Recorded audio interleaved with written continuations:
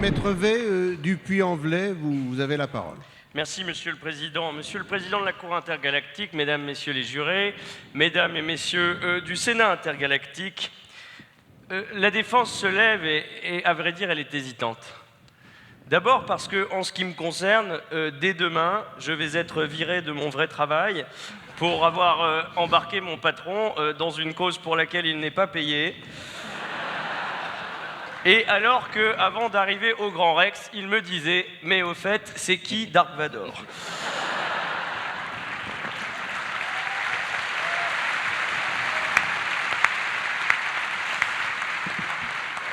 L'argent que vous avez versé ce soir permettra de me verser une petite allocation chômage de quelques semaines et je vous en remercie. Deuxième état de fragilité, c'est que état d'urgence oblige, une personne sur deux dans cette salle est un policier sous couvert et que les policiers ne sont pas en général marqués par la présomption d'innocence. Mais même si vous êtes un policier, je sais que vous avez un cœur.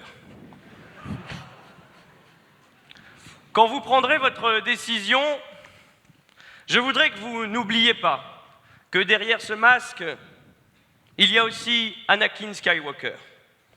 Ce petit enfant qui a eu une enfance difficile car il n'a pas connu son père. Sa mère était une pochetronne et elle lui a toujours dit qu'elle ne savait pas vraiment qui était l'homme qui l'avait enfanté. Elle s'est d'ailleurs livrée dans les colonnes de Wikipédia où il est inscrit « De plus, sa mère est incapable de fournir la moindre explication sur le géniteur d'Anakin, entre guillemets, je l'ai élevé, je l'ai porté, je l'ai mis au monde, mais moi-même, je ne me l'explique pas. »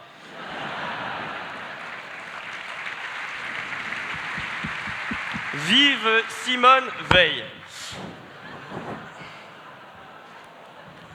Cette absence de père cache évidemment, et vous l'avez tous deviné, une fragilité. Et je suis désolé d'en parler en public, Dark.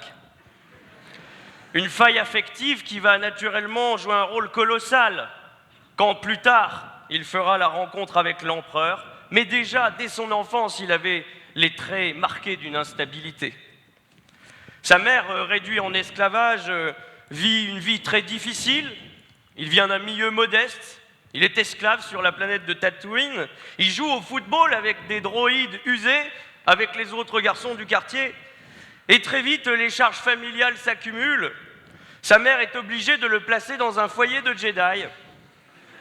Un foyer où il est recueilli par deux hommes pas très nets, beaucoup plus vieux que lui, qui, le dit-on, ont abusé de lui.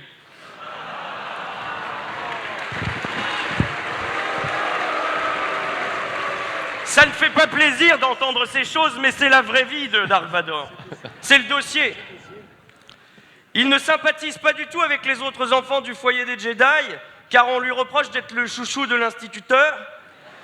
Mais de fait, Anakin est très doué, il travaille très bien, mais il est dissipé en classe.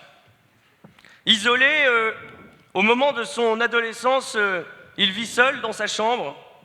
Il commence à entendre des voix, à traîner sur des forums internet où il commence à lire des trucs bizarres sur le côté obscur, à faire sa propre éducation, à s'habiller en noir.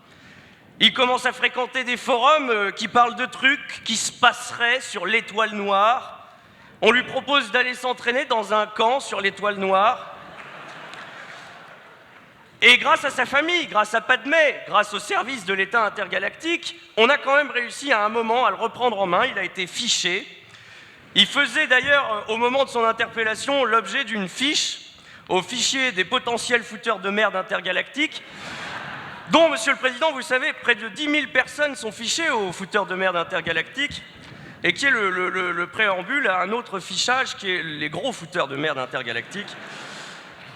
Mais il a rencontré Padmé, qui l'a remis un peu dans le droit chemin. Ils ont loué ensemble cet appartement meublé au Vésiné où vous vous êtes installés. Et en réalité, comme tous ceux qui ne savent rien faire et qui n'ont pas trouvé un vrai travail, il a essayé de faire de la politique.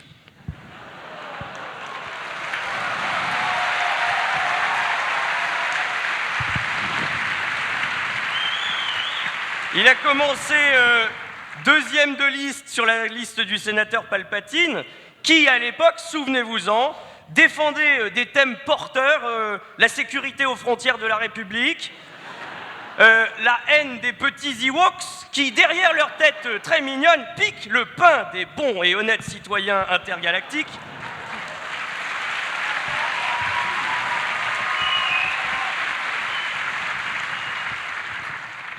Après les élections auxquelles il a participé, le parti de Palpatine, en dépit d'un très bon score au premier tour, n'a eu aucune région intergalactique.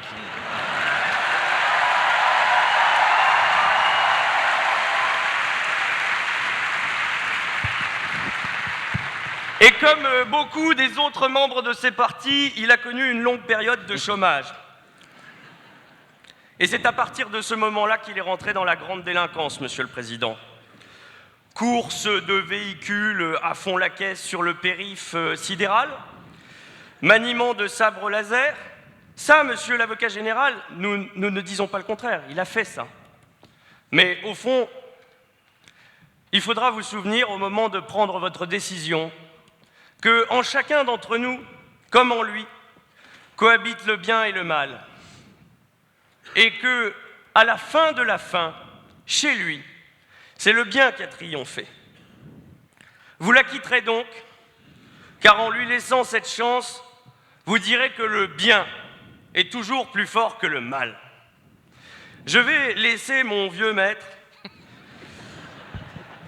terminer cette plaidoirie en vous disant qu'il ne connaît rien à Star Wars et qu'il faudra être avec lui d'une immense indulgence, car demain, il plaidera pour de vrai, devant une vraie cour d'assises, dans un dossier qu'il connaît, pour le coup, lui, très bien.